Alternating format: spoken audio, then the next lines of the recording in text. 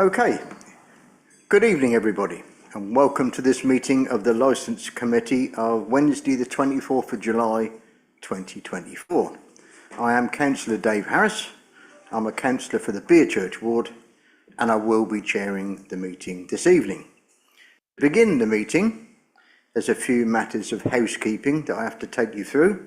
First of all, importantly, action in the event of emergency.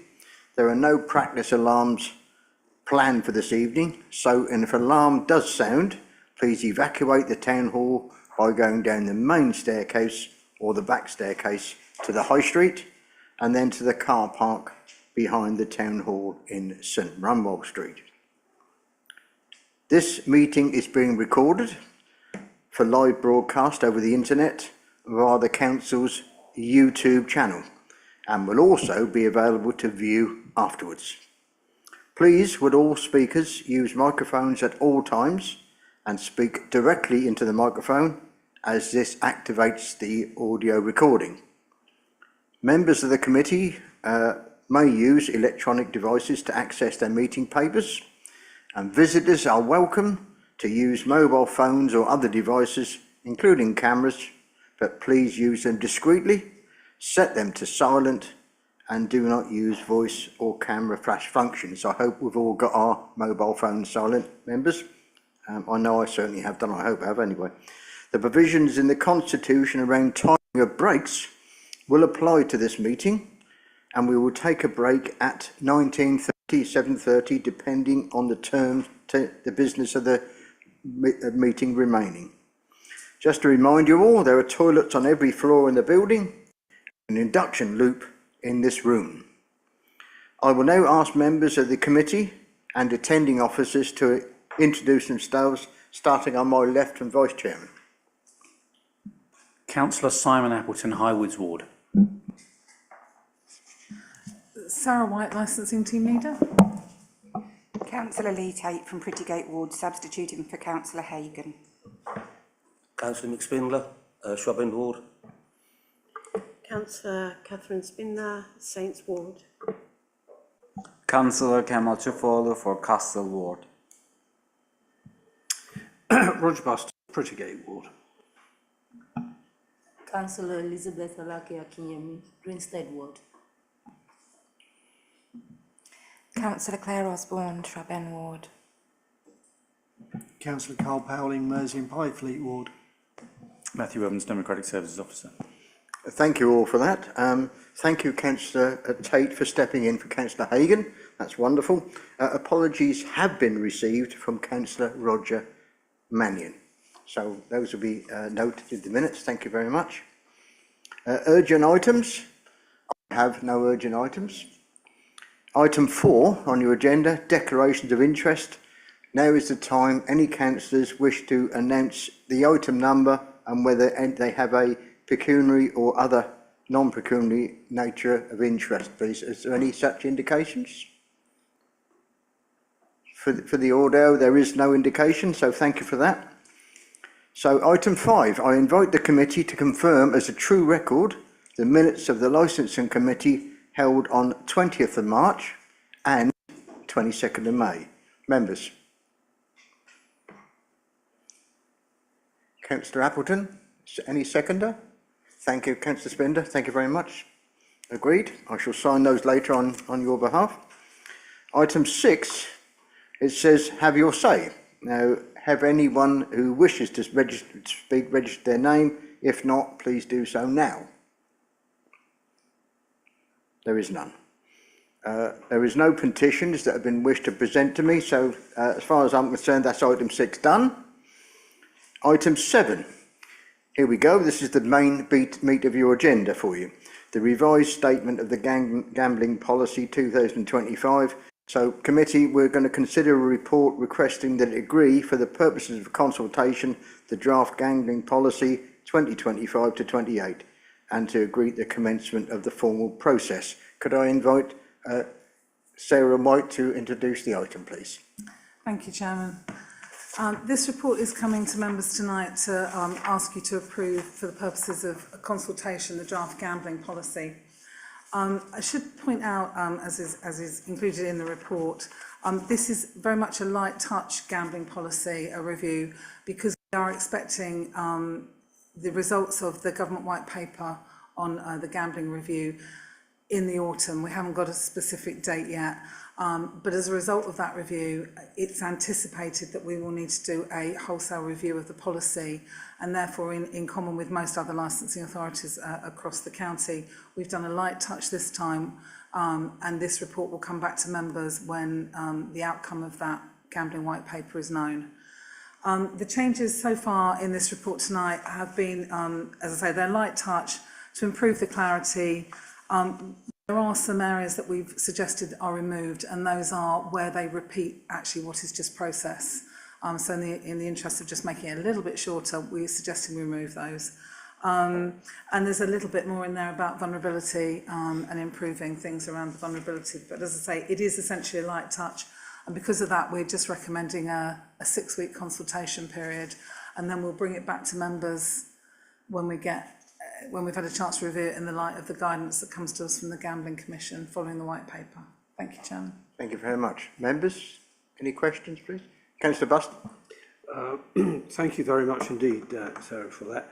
I totally understand why it's being done, and effectively what we're doing at the moment is just a bit of nipping and tucking rather than anything else, which is absolutely fine, and I'm happy with it. My question is, really looking at the crystal ball, do you have any thoughts or ideas as to what the future direction of travel may be in relation to gambling policy handed down to us? If you've got any ideas, that would be really quite useful. Thank you. Thank you, Chairman. To be honest, we're not entirely sure. There's been a lot of evidence gathering, particularly around the protection of vulnerable persons, both children and vulnerable individuals, and also online gambling, which members will probably be aware doesn't rest with us, but rests with the Gambling Commission. So we're not sure. The aim is or one of the aims is to ensure that people are protected. So we don't know what that's going to look like for us at the moment. I'm afraid we don't really, I can't really answer in full your question. We're just waiting to see. Okay, thank you. The reason for my question really is, will we need to consider a rejigging of the team, or are we just going to have to wait? I suspect the latter is the answer. Yeah, we really don't know what the implications are. I think gambling forms a relatively small part of our work. So although it might have substantial implications for the policy, I suspect because we have relatively few gambling premises, the implications will possibly not be extensive, but we really don't know. So I think the answer there, Councillor Buston, is we're in the hands of the Gambling Commission, and when they issue their guidance, as you rightly say, Councillor Buston, a crystal ball. The question I want to add to the back of that, if it's quicker than anticipated, will we have time this autumn to actually do the full work? So I'm guessing that it will be a bit of a challenge, but is it possible to do it before, because it's got to be done before January 25, hasn't it? It has, Chairman. I think the difficulty for us is probably fitting the work in within the committee and council time frame, and I think that's where the challenge comes, plus the minimum 6-week consultation. So I think the answer to that is probably no, although as soon as we get it, we will start to look at it. So it will come to you as soon as we can do that. So that's good clarity. So what we're really doing tonight is assuming that we're not going to get that guidance in enough time and do the light touch before January 25, and then after January 25 we'll go forward to the full blown, we'll have to do it again obviously. Any other members? Councillor Kavanaugh.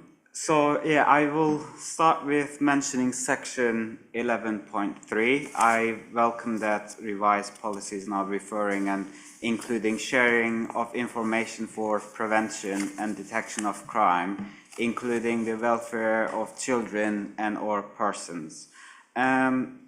I have a question about section 10.2. What's the right balance between section 10.2 and councillors now being able to be an interested party and make representations about licensing applications and applying for a review of an existing license and potential conflict of interest. Shall I ask my next questions for this section as well, or? It might be easy if we do them as we go along, if you don't Please do, mind. Sarah, thank you. So, to answer the question in 10.2, this is really clarification. This has existed all the time. It's just been put into the policy. So, in terms of a conflict of interest, I'm not quite sure. I'm not quite sure if you want to raise a concern about a gambling premises, then by all means you can do that. You wouldn't then sit on the committee if it went to committee. Does that answer the question? Yes. Yeah. Okay. My next question is for section 11.5 under exchange of information. I noticed that reference to data protection laws and UK GDPR have been removed. Could I ask the reason why and get clarification behind the deduction? You can. It's because it's gone in somewhere else, but I'm just desperately trying to think where it's gone moved. in. It's moved. Yeah, it's moved. Was it 16?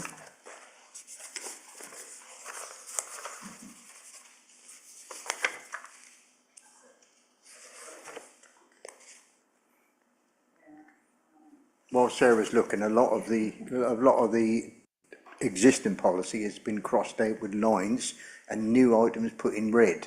So there was a bit of a shuffle. I mean, I read it 4 times to understand it to the amendments, as it were. Sarah? Yes, Chairman, I'm struggling to find it, but it's definitely not because we don't think we should be doing it. We've increased our GDPR and have regular conversation on licensing and GDPR with the relevant officers. But it might take me a little while to find it because it's quite a meaty document. It is. Thank you. And my next question is regarding section 16. Yep. Could I ask which section or guidance will be used for gambling risk assessment as it is also deducted or removed? So the gambling risk assessment has come out here. It's gone into premises licensing. And there are reasons we've changed this. Our previous local area profile was stored on a system the council no longer uses. So we're unable to access it. And it's not translated. Our new back office system doesn't work in the same way, so we can't translate it across. Deprivation information, which essentially informs that piece of work, is available on the council's website and would be available on request to us. So when we do the review, when we know what the review looks like, we will revisit that piece of work with a view to creating a new local area profile for Colchester. But it didn't seem sensible to do it with this review, bearing in mind that we're going to get a substantial, well, it's anticipated we're going to get substantial change in the legislation or in the guidance. So it was considered sensible to use the existing resources on the council's website and that exists within the council now, and then revisit this at the back end of the year to create an up-to-date and relevant local area profile when we know what we're looking at.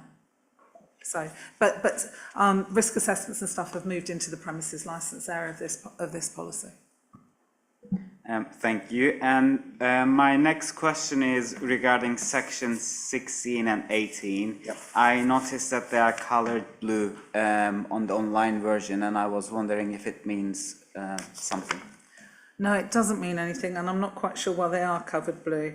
The fees haven't changed. The fees remain locally determined for premises licences. For permits, they are nationally determined. And the contacts, again, I'm not quite sure why that's blue, to be honest. I think that's just an anomaly and a mistake. Thanks for spotting it, though. Yeah, thank you. I have a few more questions, but they're for part B. Can I ask them now, or? Yes. Yeah. Right. Yes, so in pages 33 and 34, and also in latter sections, I noticed that on certain sections, the bullet points were in color red, but the statement wasn't in color red, and I wondered if, Yeah, I think that that doesn't mean anything. I think it's possibly a change was made which coloured it red and then taken out, which is, and the bullet point hasn't changed. The bullet point colour, sorry, hasn't changed. right, thank you. And under section 7.2, a similar inquiry, I noticed that bullet points were crossed, but the text wasn't crossed. So I was wondering if the text, if you assume that text should be crossed out as well or not. Sorry, is that 7.2 under the premises? Yes. Okay, bear with me.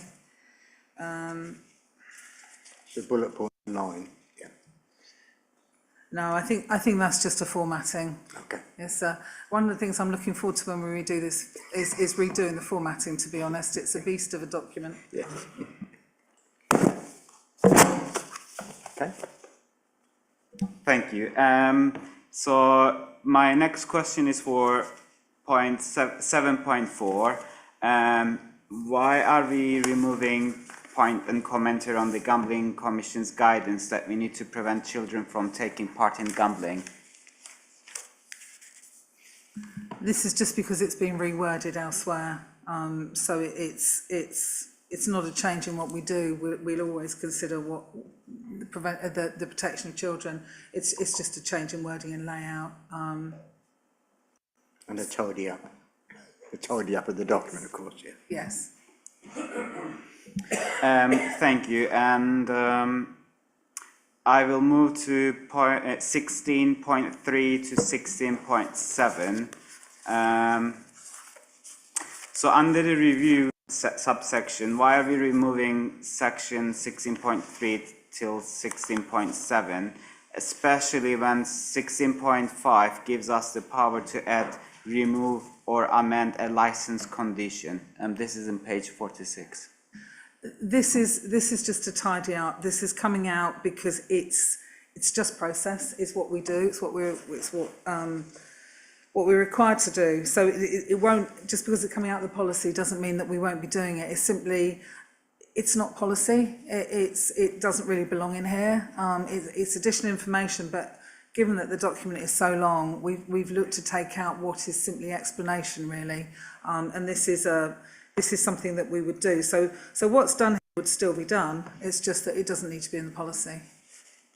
Okay, Thank you. And I noticed that under section 21.1, when discussing entry to bingo, why are we revoking the age restriction for bingo?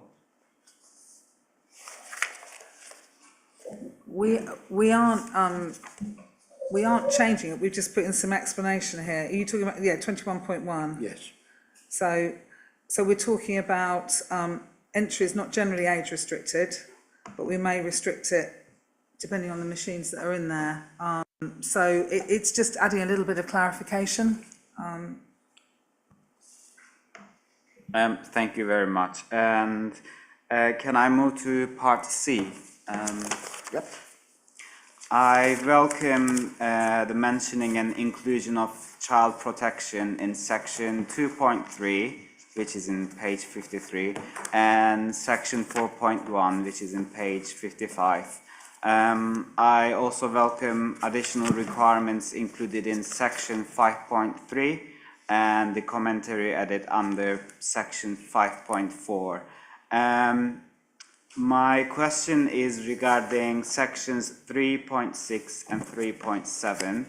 Regarding 3.6, why are we removing the information regarding annual fee requirement? This is in page 54.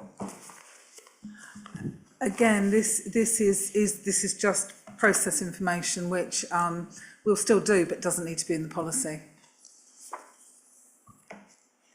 But it can be in the policy if members want it. You don't mind if you want to leave it in. It's up to members. Thank you. And regarding section 3.7, why are we removing ground for removal of automatic authorization of premises? Again, that's the same, it's the same reason. We're not, by taking it out, it doesn't mean that we won't be looking at it, doing it, considering it. It's just a tidy up of the process and the information contained within there. But again, if members are minded to leave it in, we're happy to leave it in. Thank you very much. That was all of my questions. Thank you very much. I hope you're satisfied with his answers. Thank you for the thought and process. Thank you. Councillor Hay? My point's really rather pathetic after that. It's in this. I'm aware that it's a draft and it will be sorted out. No illusions. But just so you know, in the statement of licensing policy, you've got 2.2s. Well done. I saw you first. Yes, Councillor Perry. I believe the data protection part was put into 11.1. Yeah. Well done. It was Well done. literally, it was Thank crossed you. down 2 paragraphs below. It's literally at the top of it. Thank you very much. I knew it was in there. I've got Councillor Appleton and Councillor Buston again. Okay, thank you, Chair. Paragraph 10.2, very minor point, it's about interested parties. We've already spoken about this, and it says, providing that these people represent those living or having business interests in the area which might be affected, no specific evidence of authorisation is required. Yeah, thank you. Good points. Thank you very much. That's all very helpful. Thank you. Councillor Buston? Thank you very much indeed. And notwithstanding the effort that's gone into replying to the questions, thank you, Helen, for all your questions. You've clearly spent lots of hours looking at this.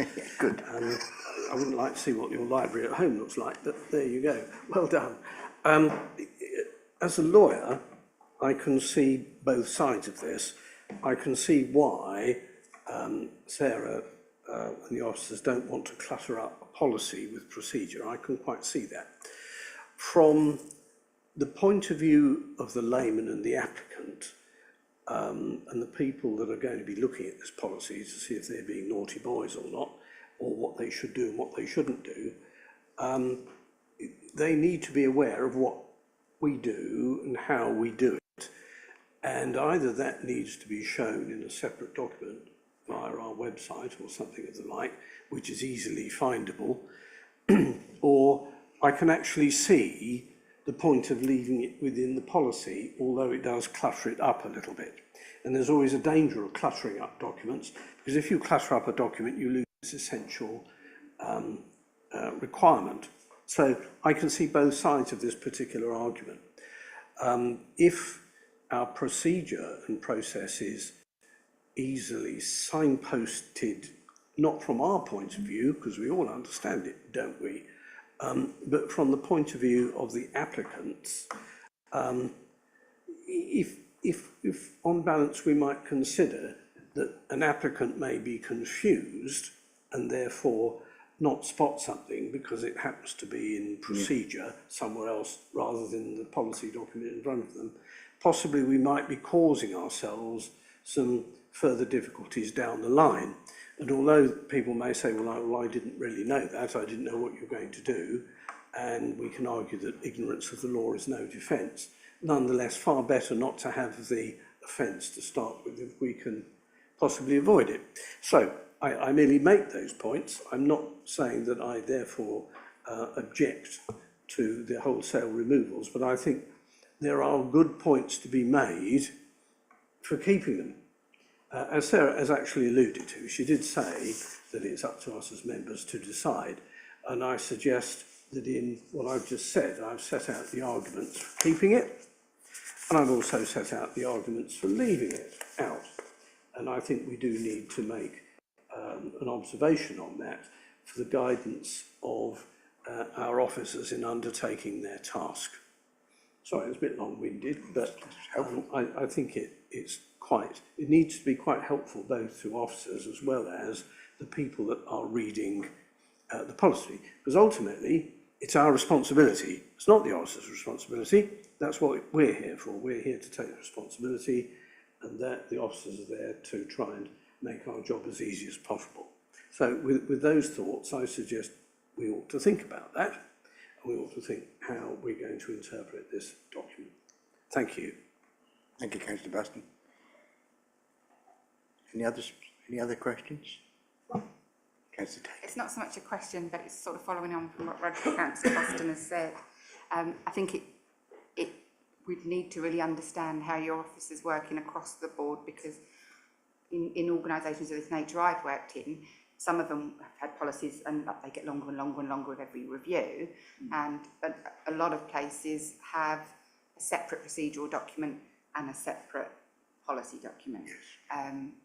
I favour that way, but obviously it's not my decision and I don't have to work with it. And also if we decided, that we wanted it this way for this document and that's at odds with all the other policies across the council, that I can understand that would maybe cause some concern. So I think we'd need to really understand what's happening with the bits that you take out that you do but don't put in the policy.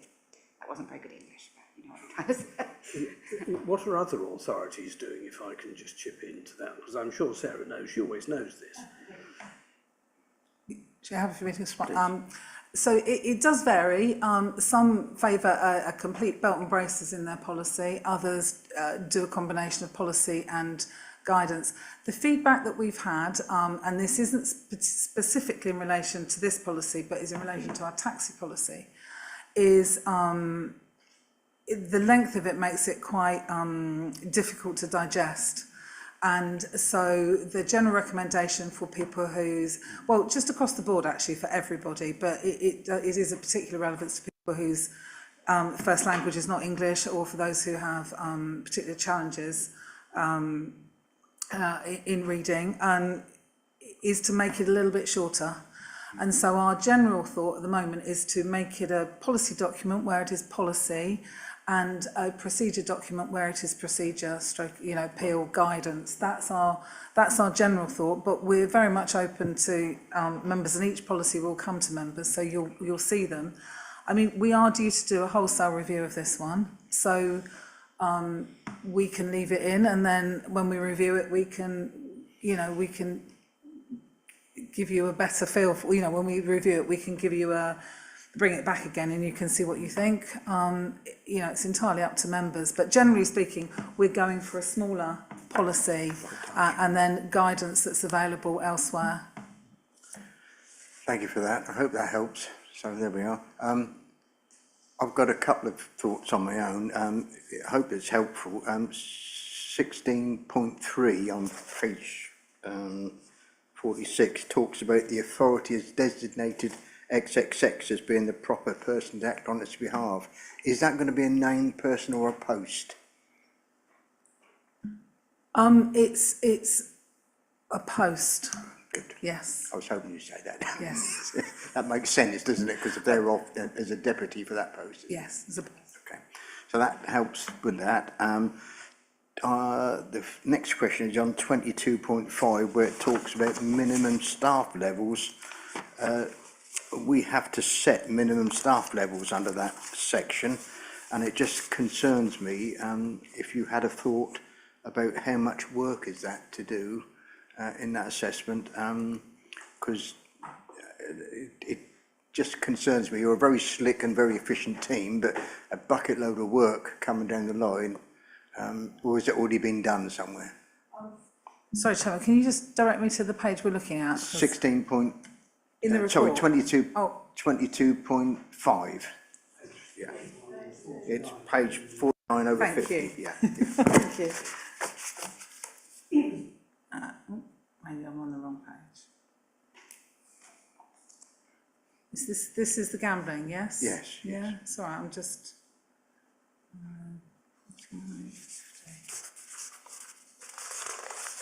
49. I'm getting something that's page 13.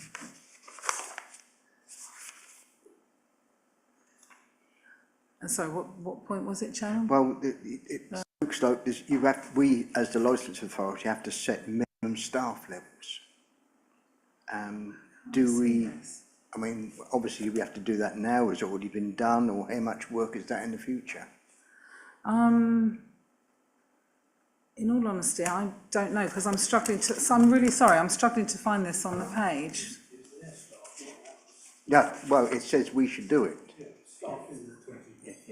It's staff in the premises that we're looking at. It's not staff, our officers, is it? But I agree with you, it's Oh, it's sorry, a immeasurable yeah. feast, isn't it? So, I'm so sorry, I'm with you now, sorry. Yes, it's not our staff, Okay. it's the betting shop, it's us giving consideration to their staffing levels to make sure they've got sufficient numbers in order that they can fulfil their gambling objectives. So is it just a check on? It's they've got enough? it's a check. It's a check to make sure that it's essentially a premises isn't being operated at such minimum levels that they couldn't have adequate control. I suppose if you put it that way. Sorry, I'm so sorry I couldn't That's find great, it. that's great, but yeah. thank you. Any other questions? Councillor Baston? Thank you. If I can make a suggestion, apart from where is Councillor Hogg when you need him? Yes.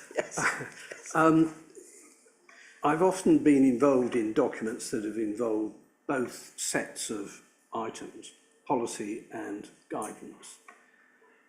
It is a good idea, if you're going to have a document like that, that you have a distinction between the two within the document. So, for example, the items that would be guidance would be, say, in a different font in italics or something like that to separate it out. Because otherwise, I totally agree, you can get totally lost after page 2, if you even get that far.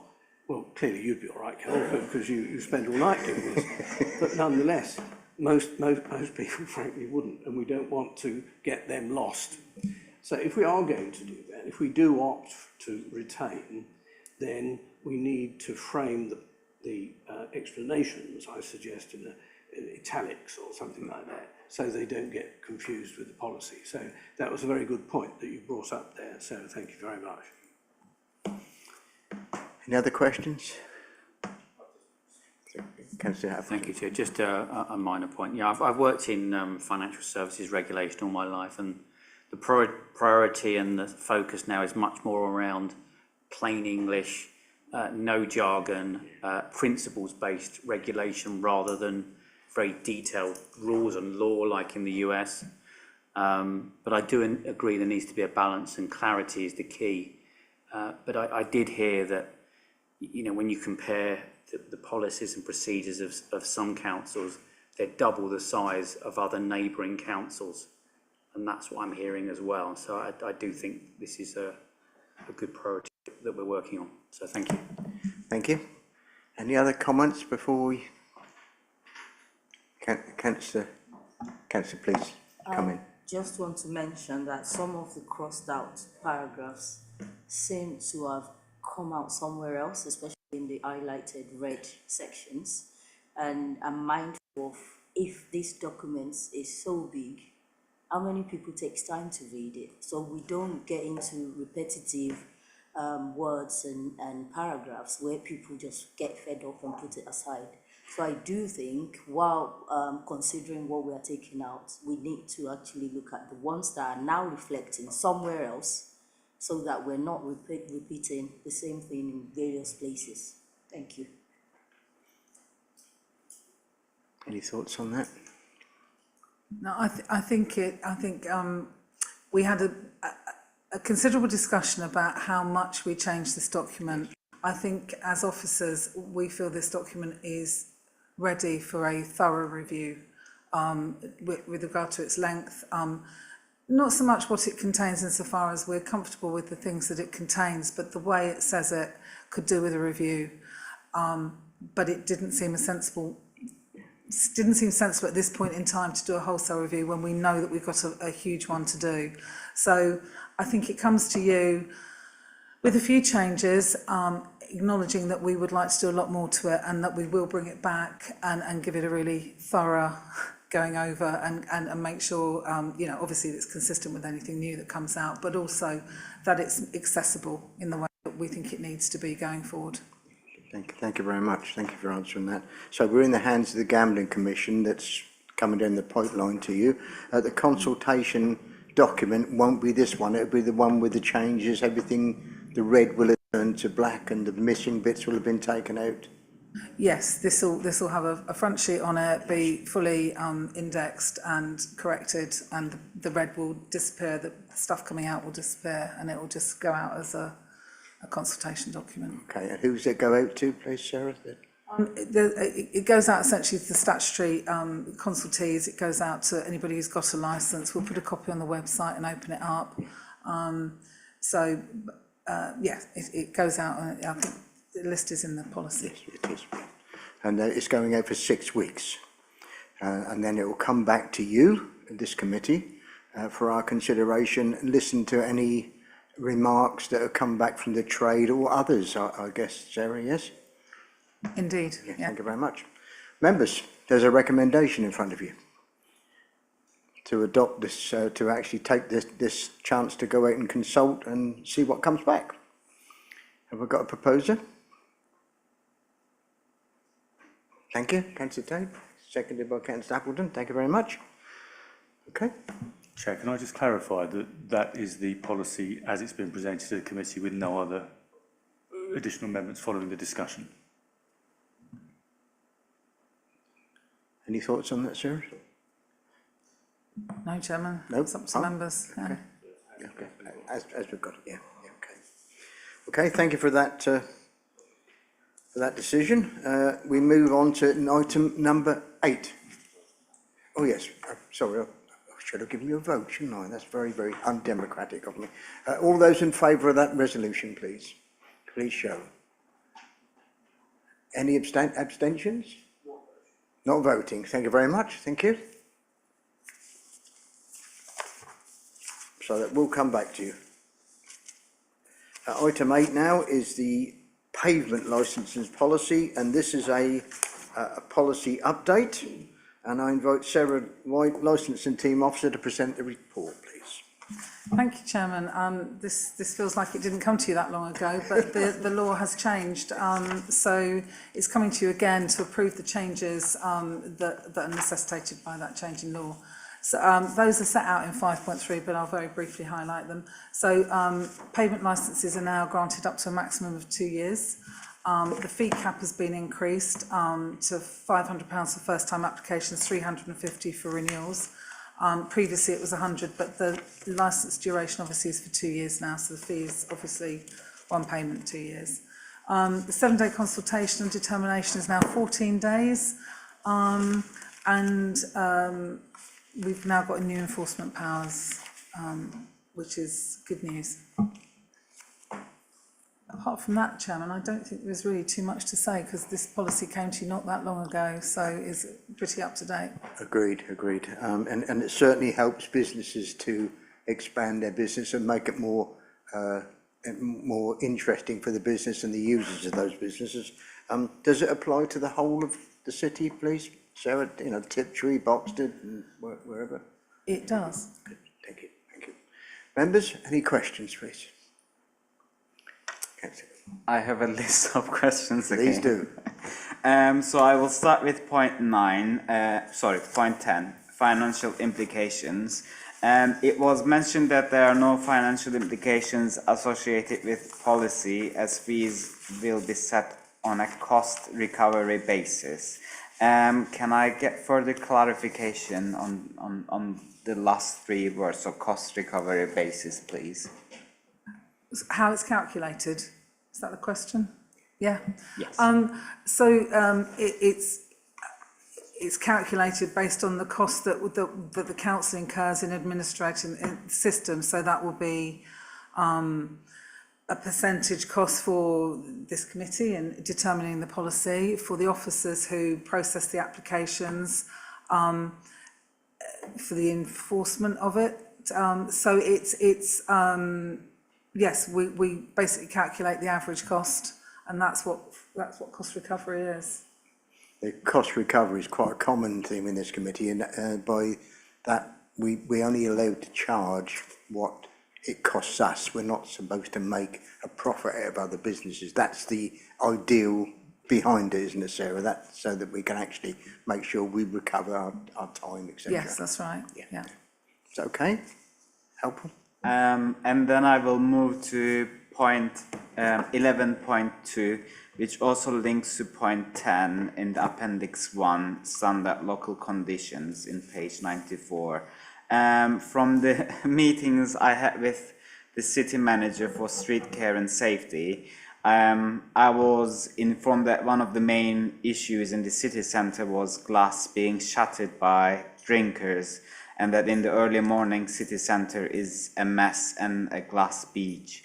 I noticed that in point 11.2, page 81, it was noted that where the consumption of alcohol is permitted to take place, all drinking vessels shall be plastic or tough glass, and if conditions are not met, the council can revoke the license.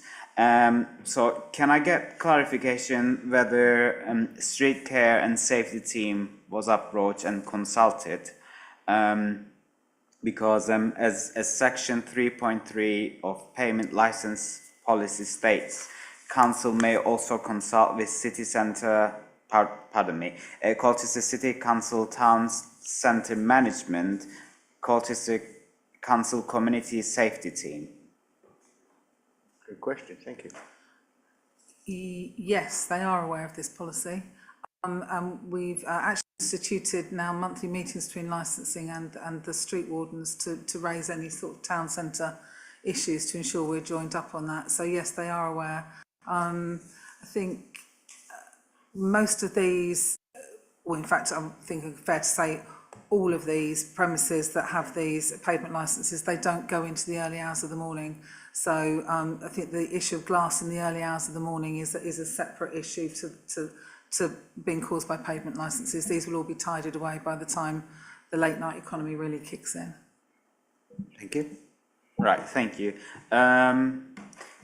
And my next question is, why are we promoting usage of plastic rather than recyclable, reusable and environmentally friendly alternatives?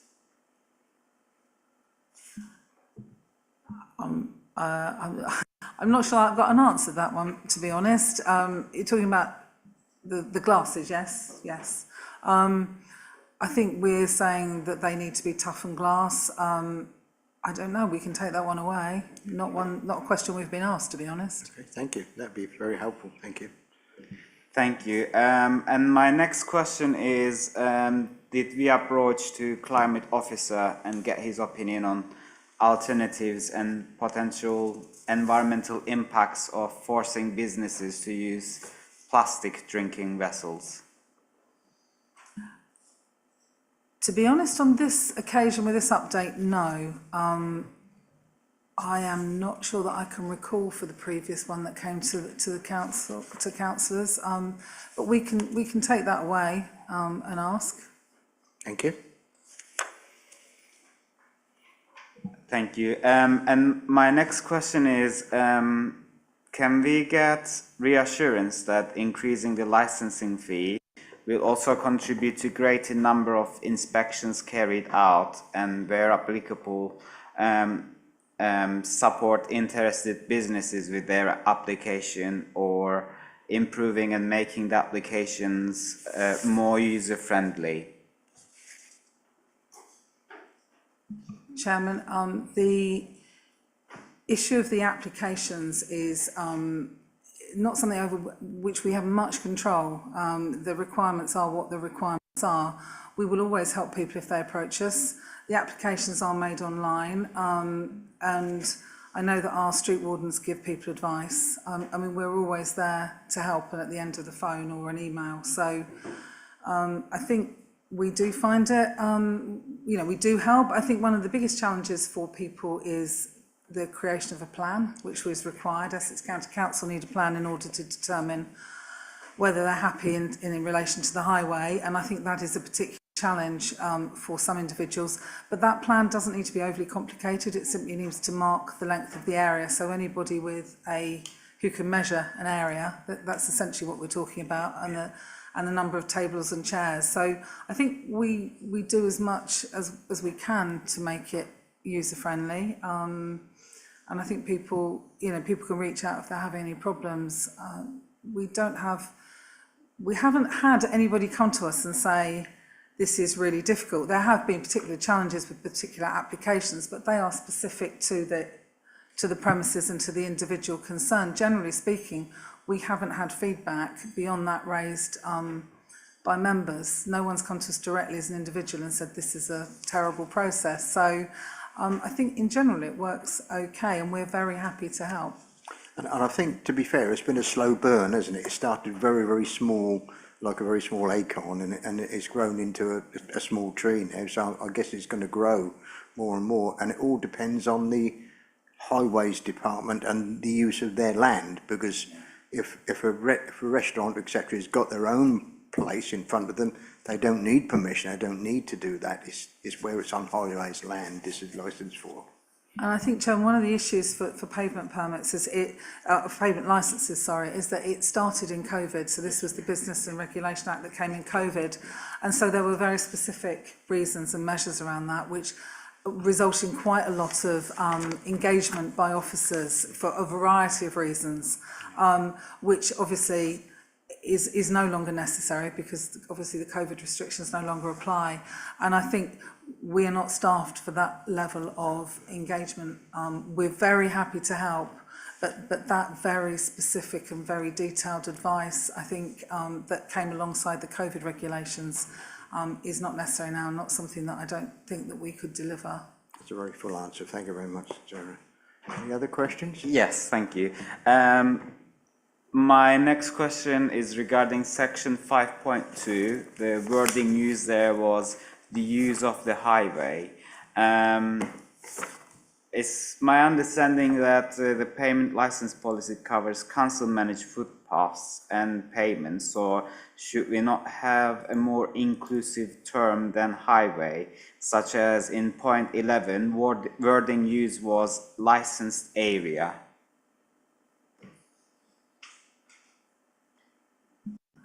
Chairman, we can look at the use of the wording. I mean, highway is very specific, and I wouldn't want to give an off-the-cuff response right now because it's set out in the legislation, and I'd want to look at whether we could change the wording. I'm certainly happy to look at it, but I wouldn't want to respond now in any detail. Yeah, I'd agree with that. I think licensed area, lots of premises have their own place, like a drive or a car park. I can think of one at Wormwood. They've got their own place in front that's not owned by the highway, but they're allowed to do that.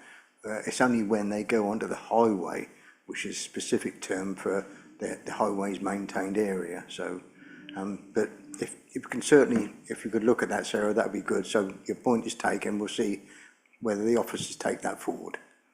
Thank you. Thank you. And my last question is regarding section 11, which says licensed area and pavements and road surfaces immediately adjacent must be kept free of litter, detritus, and rubbish, including staining of the highway surface from food and or drink spillages. So if the licensed area continues to have public right of way, and if we are already getting an additional fee from businesses to use the area during specific hours of the day, why are we giving the responsibility to clean a public area to a private user? I visited several local cafes and businesses with payment licenses, and they were quite upset that in addition to business rate and payment license fees they are paying to council, public is using the license area during night time, and to put it lightly, drunk people are making those areas unhygienic and smelly due to excrements and liquids coming out from more than a single orifice of human anatomy, and that responsibility and cost of keeping these areas should be shared with the council. So in relation to this, we're talking about the pavement licence. So the responsibility, that, all that will be outside of the pavement licence, that will be general use of that public area, and there'd be no expectation on the holder of this licence to clear up that. We're talking about, you know, ketchup bottles that get knocked over and things like that. That's the sort of thing that the sort of spillage that we'd be looking for them to clean up in the course of the operation of this licence. If this licence is not in operation, then there's no responsibility on them to clean the broader pavement. Does that answer the question? I believe so, yeah, thank you. Yeah, I think it does, because if a business is putting out a couple of tables for a duration of their pavement licence, they would take everything in at night and park it away. So whatever happens to that after they've shut their premises would be the highways department. But I can imagine, I know in my mind, I've got 2 or 3 businesses, one in my locality that I use a fair bit, a cafe, very, very clear about cleaning outside of his premises because it's his business. He doesn't want to feel that he's let the side down and by having created a mess. So he's very clear about looking after that. You'll find a lot of that in Spain, and you know, people clean in front of there to make sure, because it's part of their reputation, as it was. So, but yes, the point's taken. So the pavement licence is for a period. Tables and chairs are put out. Anything that's cleaned up from the mess that those people eat there, and there will be some tomato ketchup and other things, I'm guessing, as I said, and then put the tables away and then bring them out the next day. But in between those times, it'll be the highways department, you're quite right, or the council to clear any litter and detritus up. Yeah. But thanks for the question, that's very helpful. Thank you. Is that your last question? Thank you. Councillor Buston, I've got you next. Thank you. Isn't it marvellous when a lawyer can say, I will be brief, and he actually means it? It's marvellous. Thank you, Gil. Licensing is certainly going to be exciting with you on it. Don't worry, certainly we won't be allowed to miss anything, which is good. It's good, thank you. A couple of points. Sarah's quite right. Highway has a statutory definition. And if we are seeking to look at that and possibly expand upon it for the purposes that we've discussed, possibly we ought to be looking under the heading of what we know as adopted areas, because there are areas under private ownership that are adopted in the same way that there are highway areas that are not looked after at all. But that's a different story. My questions, and they're vague inquiries, I think, rather than points that I wish to die in a ditch about. Going back to item 2.7 on page 87 of 112, or 5 of 16, depending on which version you're looking at, in relation to fees. Members that have been here a long, long time will remember when this first came up some time ago, around COVID time. I did ask the committee to consider, and we spent a long time discussing the question of costs. And I'm quite pleased to see in here the note for a new pavement licence, the licence fee is capped at £500. Doesn't mean to say that £500 will be charged. It just means to say that no more than £500 will be charged. And that's actually quite significantly important, because there are some businesses that have pavement licences that make an absolute fortune, and they have a lot of tables and chairs outside, and it's a very, very large part of their business. There are other businesses in the town, which are the ones that we really, really want to try and encourage. Yes. Because we wanted a pavement culture all those years ago, didn't we? That only have a couple of tables and chairs outside. And to them, 500 quid would be a lot of money, and they couldn't really afford it. So I'm pleased to see that flexibility for officers is there, and I'm sure officers will deploy it in that way. I can say that because certainly I haven't received any complaints. One thing that we were a little vague about, we became a little vague about, and I'm very pleased we became a little vague about, and I hope this continues, and I'm looking for some nods from officers here, is in relation to where the applicant wishes to change the location layout, it requires a separate application. There was a problem in that, and the instance I'm talking about is the little tea shop in Crouch Street, which I frequent, and my dogs frequent often. They've even got a little doggy drinking bowl now, which I'm pleased to say is very useful. They had a problem in that when a group of more than 4 folk turned up to sit round one of their marvellous tables and chair sets bought from Tesco's, other stores are available, they couldn't do it. And they rushed out and said, no, you mustn't move the tables and chairs, we'll have our licence taken away. And I was quite sure that that was never our intention.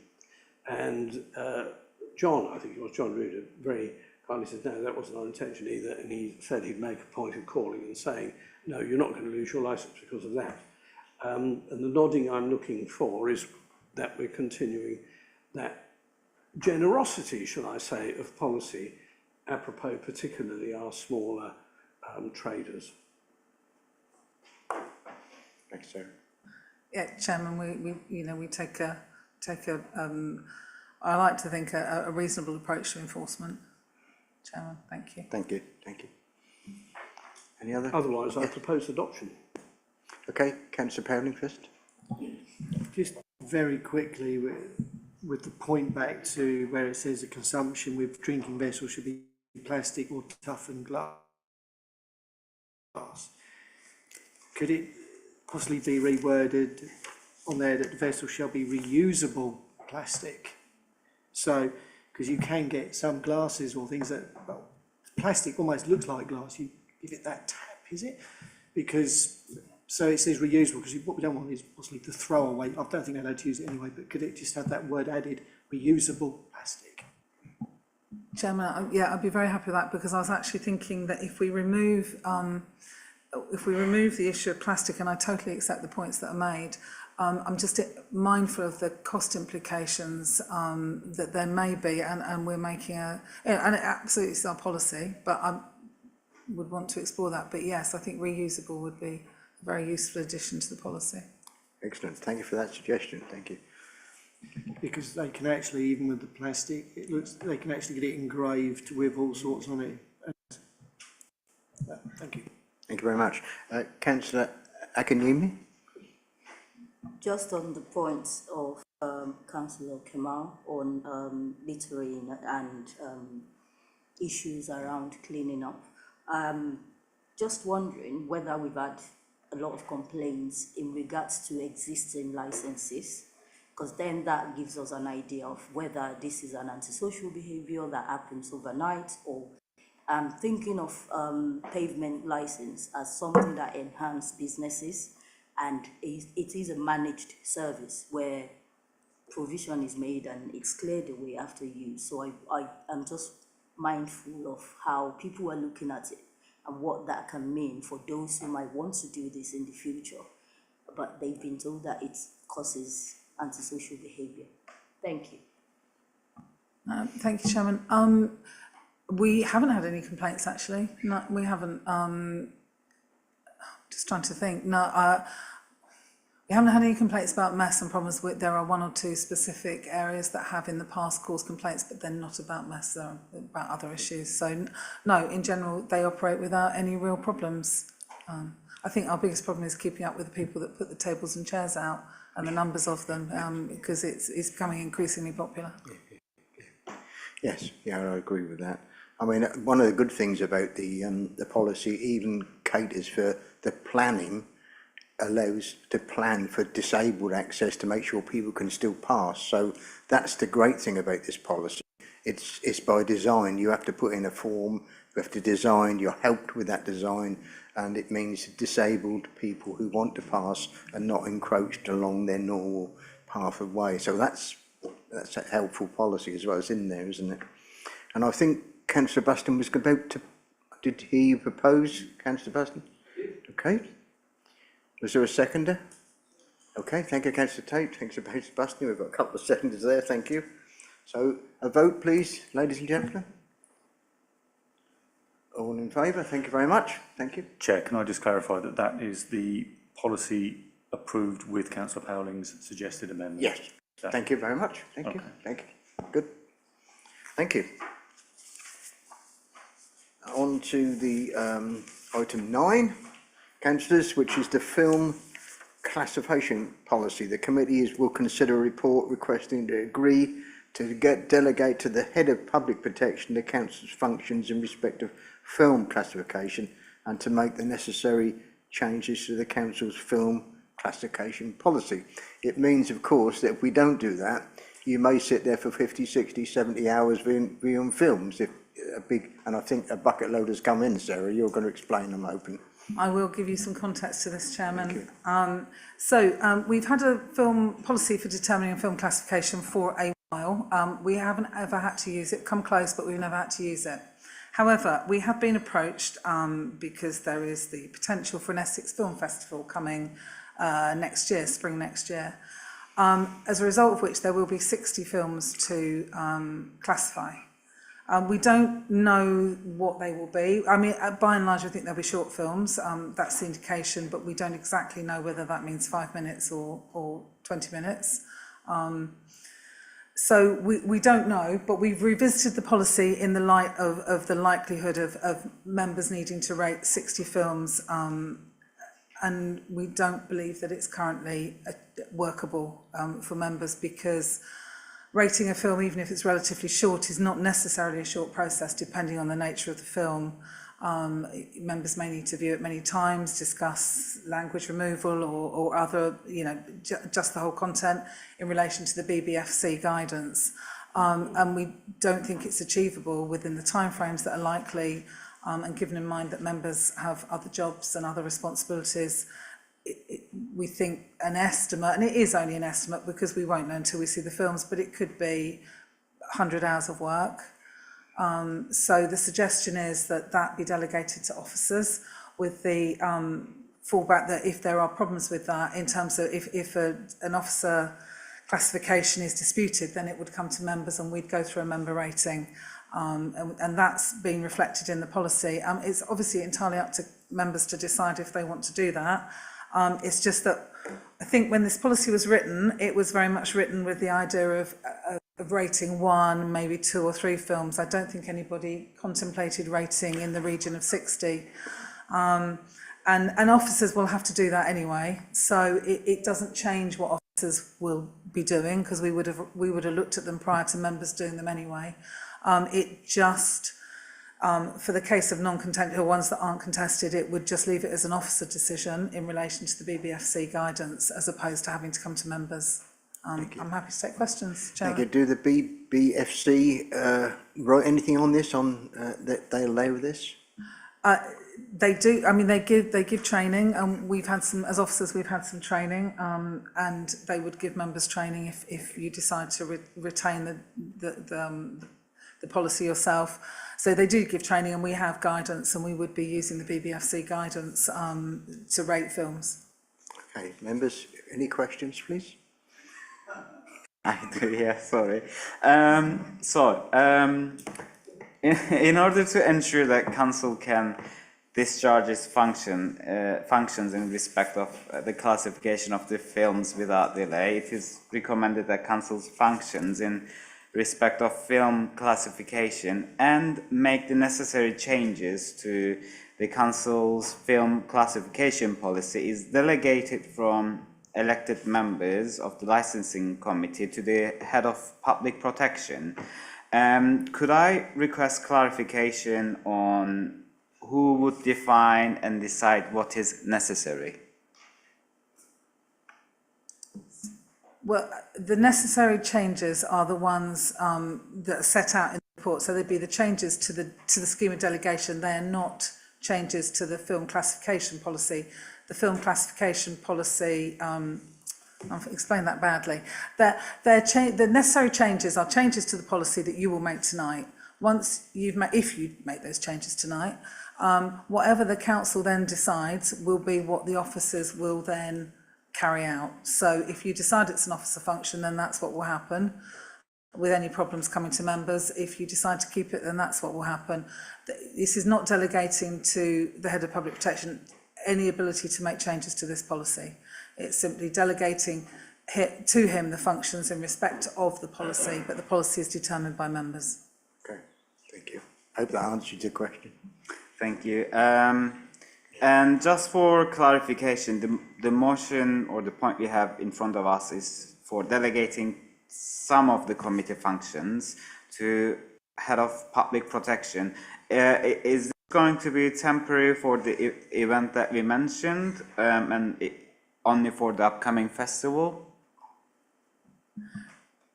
I wouldn't suggest it is, no, I would suggest it's a permanent change because we never know what's coming around the corner, but that's a matter for members, but I would suggest it's a permanent change. So there's your answer, permanent. Thank you. And my next point is regarding point 8, standard references. It states that there are no known financial considerations arising from the adoption of the revised policy. This is in page 101. Yes. And while I appreciate officers' recommendation to take over this function so that as councillors we can use our time to focus on residents' inquiries, could I ask whether delegation of this function to review movies would require officers to work additional hours and therefore it will create an additional and an unforeseen cost for the council? And if that's the case, is there an estimated cost? Good question, thank you. It's not anticipated it will increase our hours. We would be doing this work anyway because we would be looking at these to give our thoughts on ratings for the members. So we would be carrying out this work anyway. So there's no additional cost from our point of view. I think it's probably, while we're talking about cost, important to say that if it remains a councillor function, then I think there are additional costs that will be incurred because every rating will require the committee, and at the moment it is the entire committee, or at least the core number of committee, to attend. So there would be a need for Democratic Services to convene meetings and book rooms. I don't know how many films we could do in one go. I really don't know, 2, 3, possibly. But even so, into 60, that's still quite a number of meetings. So I think there would be a cost of it remaining a council function, a councillor function. And we'd all have square eyes. Hope that answers your question. Thank you. My next point is, my understanding is that previous process would require a single officer to watch it, and then committee will view the movie, assess it, and chair will then have the final say. But with the new suggestion, not one, but at least 2 officers will be required to view the film and prepare a brief report about it. This is point 4.2 in page 105. And again, I have some questions over its potential financial implications to increase the requirement from 1 officer to at least 2 officers. Thank you, Chairman. Yes, I mean, I think in reality, actually, it would probably always have been 2 officers because it can be a subjective process, and I think it's useful to have a second pair of eyes. So, or it may be 1 officer and then seeking clarification, because some will be relatively easy to rate, others will be much more difficult, where they cross the line, particularly between 15 and 18. But there are, so I think in reality the current changes simply reflect probably what would have happened previously anyway. Thank you. I'm moving to notification of disagreement. Regarding notification of disagreement with the officer's recommendation, I believe when a notification of disagreement with the officer recommendations arise, the film shall be shown to at least 2 members of the panel or the chair. This is from page 106. And I believe the change revokes the involvement of chair, and it will be only a single member of the office. Single member of officers.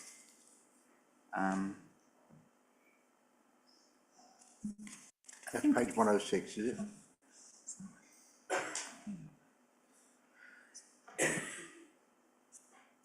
Yes, yeah. It removes at least 1 of the chair or vice chair will be present at the viewing, and it replaces it with 2 officers.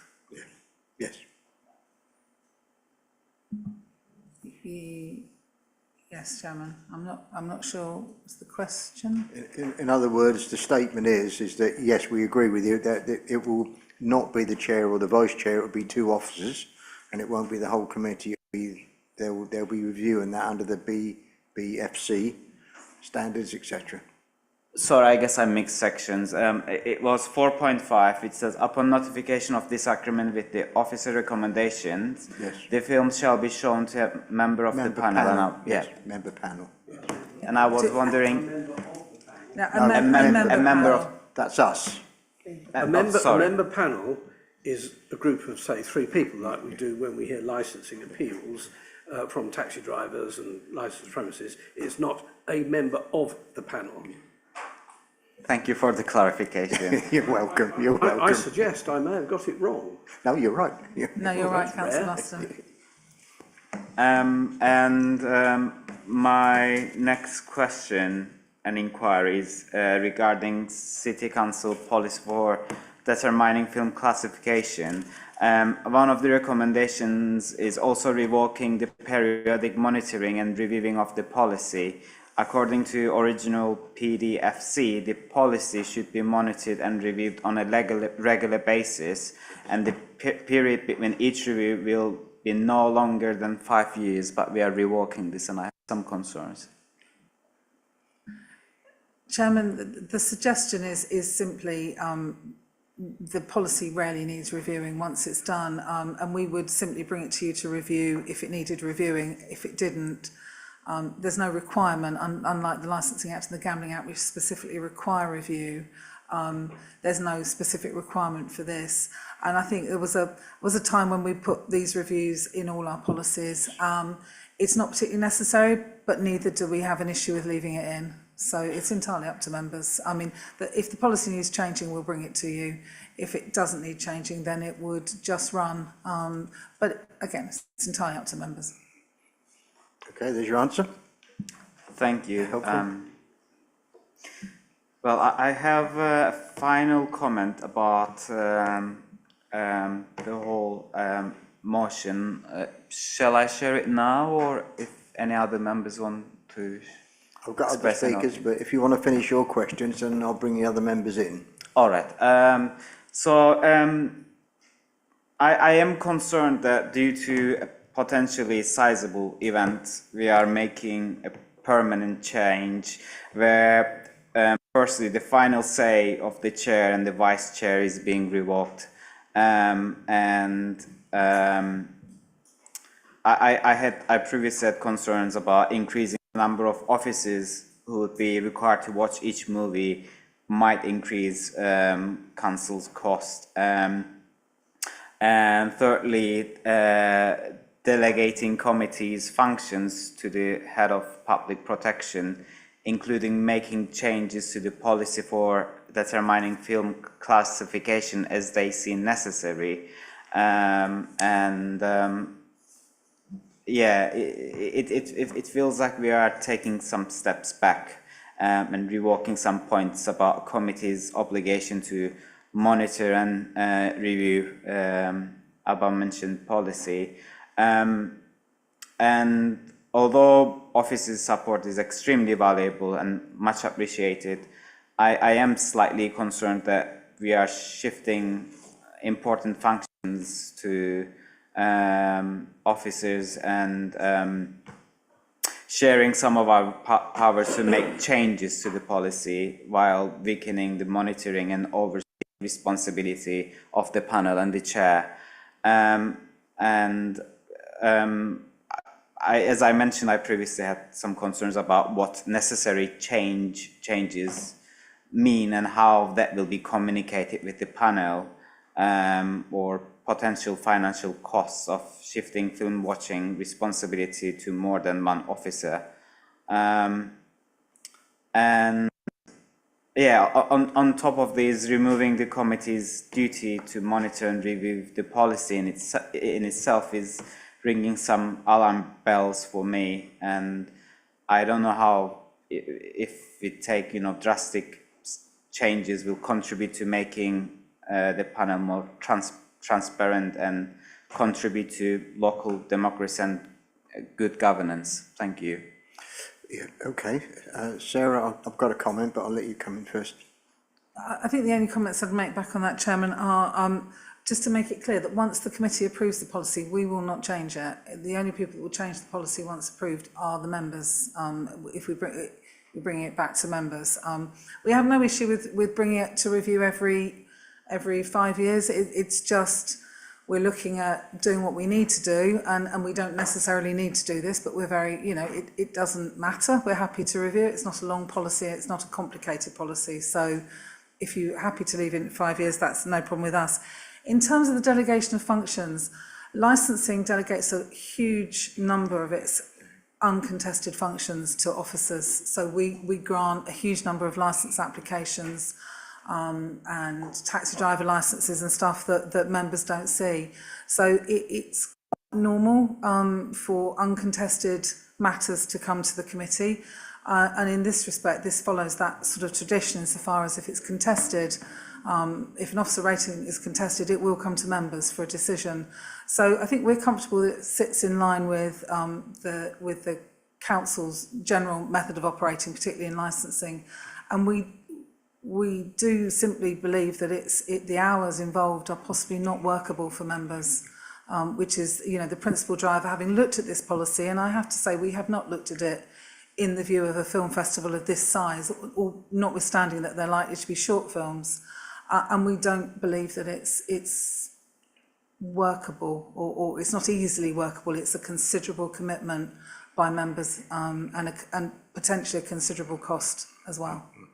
I mean, I'm going to bring Councillor Buston and Councillor Tate in, them the next two speakers. But before, just a comment from me, booking this room in this whole committee to view scores of films is completely unworkable, as is described in the report and by the officer. If you'd like to think about perhaps a slight amendment, maybe I could suggest, Sarah, that you put a clause in there, say if it's just an occasional film. I'm looking at Councillor Buston here, I cannot remember the last time a film came to this committee to be checked, to view, or to looked at over the 10 years that I've been on this committee. So it's very rare, but you could put in there, if it's a very small 1 or 2 films, we could use that policy. But when it becomes out of that control, as has been described to you tonight, a film festival, then we delegate. Would you like that sort of suggested? Okay. I'll put that as a little minor sentence in there that helps. My next speaker is Councillor Buston. Thank you very much, Chair. I joined this committee, I joined the council in the year 2000, the millennium, and I've been on the licence committee virtually every year ever since. Sometimes being chair, sometimes not being chair, sometimes just sitting in the wings, really. This is the first time that a film has ever come across our table, as far as I can remember. And the fact that there's lots and lots of films, it just means that the policy needs to be relevant. I cannot see that the policy is unworkable or not relevant. I can see where Kamal is coming from, in that until you've been here a little while, you don't actually interpret and understand all the things that we actually rely on our officers to do, and they do. But balanced against that, believe me, if there's a problem or if they're in trouble, they'll put their hands up very smartly, because as I said earlier, it's our responsibility, albeit they do most of the work. And if there's an area that is likely to infringe, the officers put their hands up very smartly. Not because they're cowardly in any way, not far from it, but they know where the division of responsibility lies. And if it is going to be our responsibility, which it must be, then they will come to us. The policy, I would suggest, works in the same way that our licensing policies apply, both to licensed premises and taxi drivers. And if there's a problem with the policy, for whatever reason, then a panel of members will be convened in order to be able to look at it and sort it out. And I'm pretty sure that that's exactly how it will work here. The chairman nods and Sarah nods. So I have no doubt in my mind that in practice it would work and it wouldn't be a problem. The question I scribbled down was, if we are actually going to do this and vet the films, it would be inappropriate for us to do it, any of us to do it, without the appropriate and proper training. What's that? I really don't know. Because otherwise, all our views are just going to be subjective. I might not like, for example, anything with green men in it. I might have a particular aversion to green men. And I might therefore kick out any film with green men in it. And that would be totally wrong. There has to be a yardstick in all of these items, as there are with all of our policies. And that's where the policy item comes in. We do not make decisions based on the colour of green men or what have you.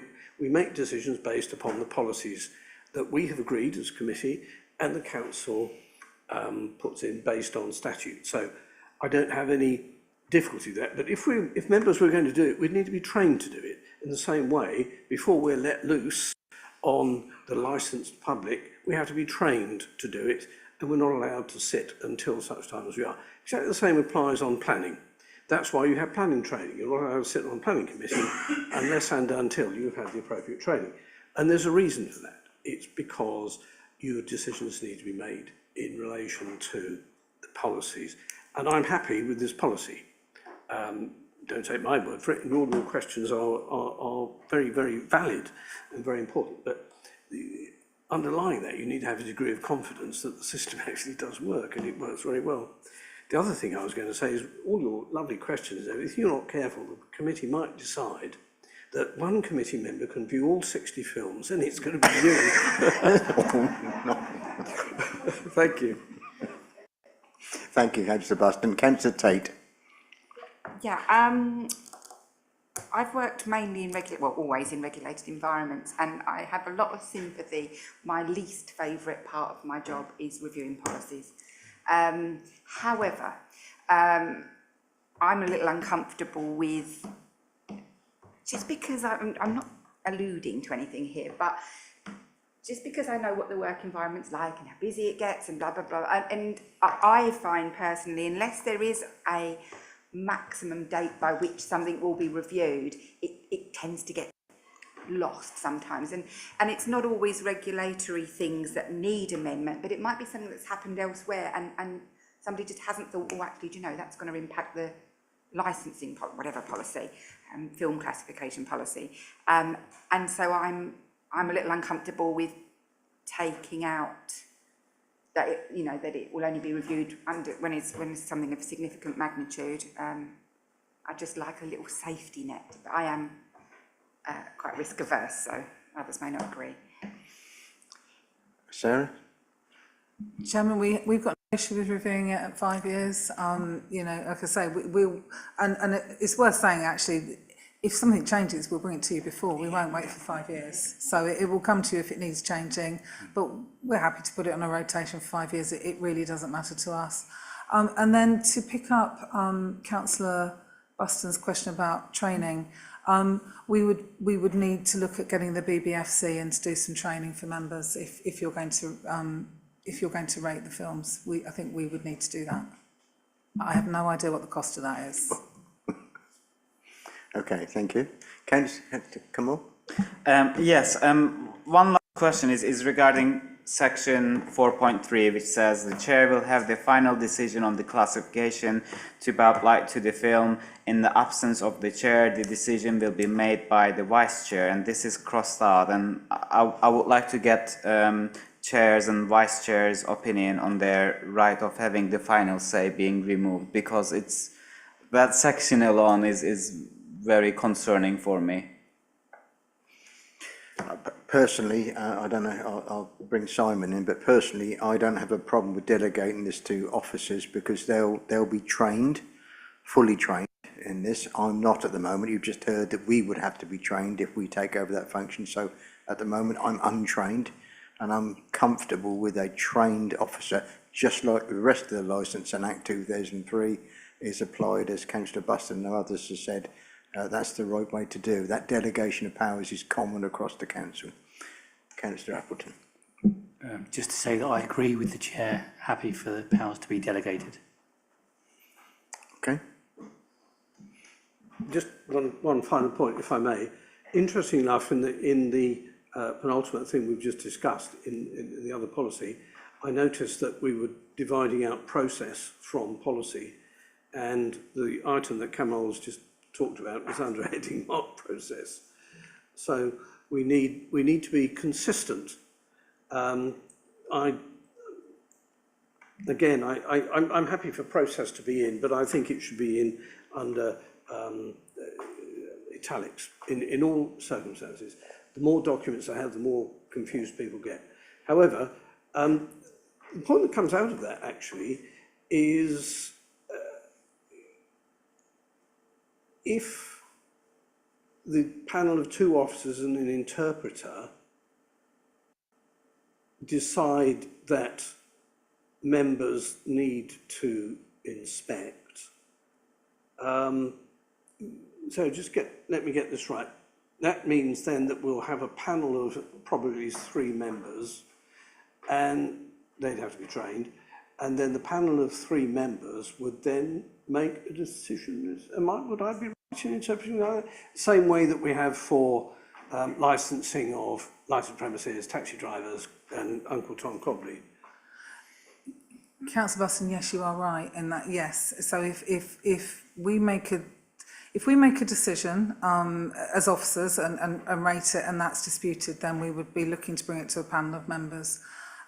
Actually, it would be useful if we could clarify panel of members here tonight. Actually, if you're happy to operate the traditional 3 members, I think we would welcome that, because at the moment it is a little bit ambiguous actually in terms of the number of members. I would so propose, and I would also propose that element of the process, I'm a great believer in process, being a lawyer, is actually included within that section of the policy, just to make it quite obvious.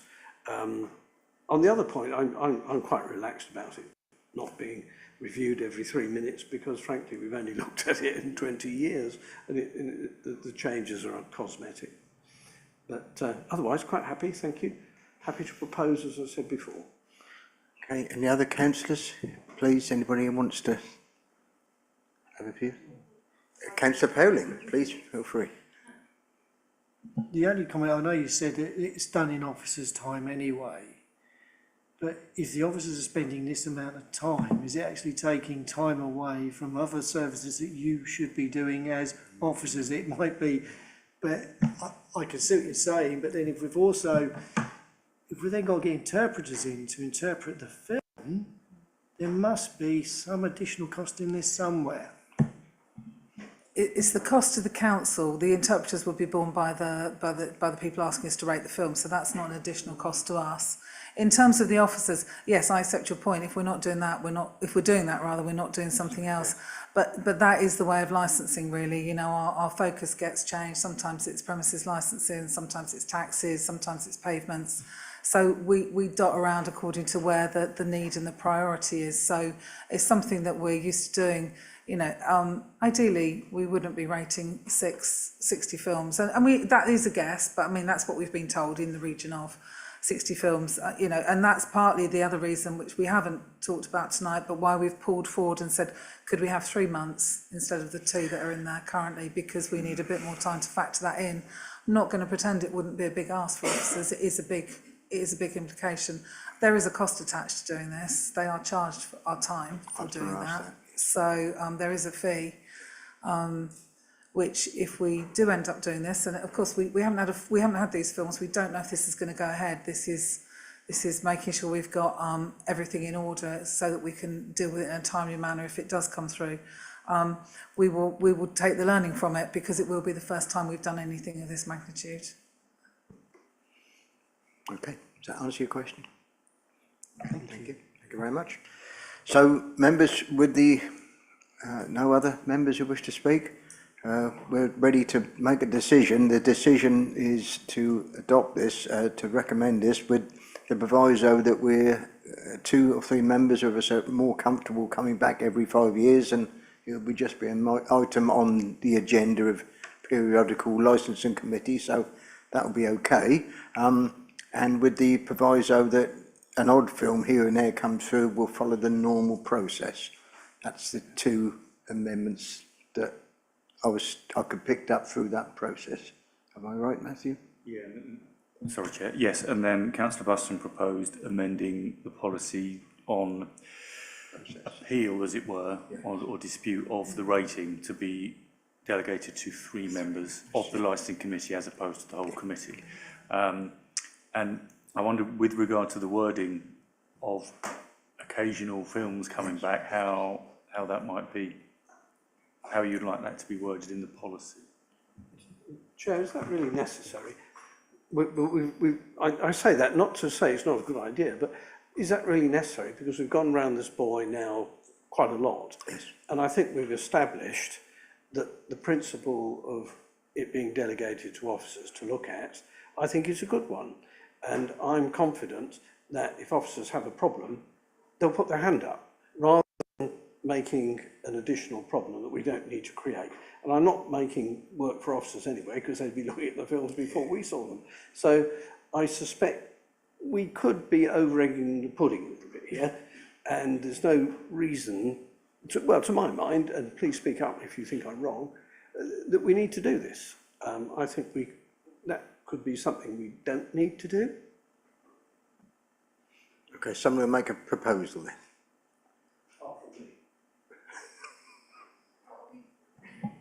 Do you want to summarise, Matthew? Could I make the proposal, which I think listening is that we're proposed to accept this, that if it goes to review, it has to have 3 members of the licensing committee. 5 years. And rather than remove the 5-year review that's in there, that it stays in, because as the officer's already said, it could come before us, nothing's changed, and it'll go through very quickly. I propose that. Thank you. Seconder, thank you very much. Members, I'm going to take a vote now on that proposal. All those in favour, please. Anybody against? 1. Thank you very much. Okay, that's noted. Thank you very much. Thanks for your input. Which brings us on to the work programme, I believe.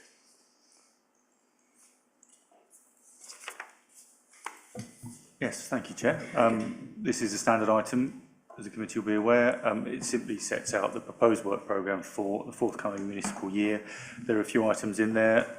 It's subject to amendment as the committee conducts its business. So the committee is asked to note this unless it has any particular suggestions that it wishes to make for future items. Thank you. Members? Thank you. My only question is, where in there are we going to finally put to bed CCTV in taxis? Matthew. 6th of November, looking at Matthew's list. November. Thank you. That's when it comes. That's when it's we're reviewing the taxi and private hire licence policy, of which it forms a part. In terms of, obviously, certainly the chairman and group spokespersons will be aware that there's a lot of work going on behind the scenes. So I expect to be discussing it, or Paul will be discussing it with you before then. But 6th of November is when we'll bring the whole policy, we're hoping, back to members. Thank you. Quite eager for that. Thank you. Thank you. Okay, we're both eager for that. Thank you. Members, agreed the work programme? Thank you very much. That being the last item, councillors, just on time at the hour and a half, we can declare the meeting closed. Thank you very much.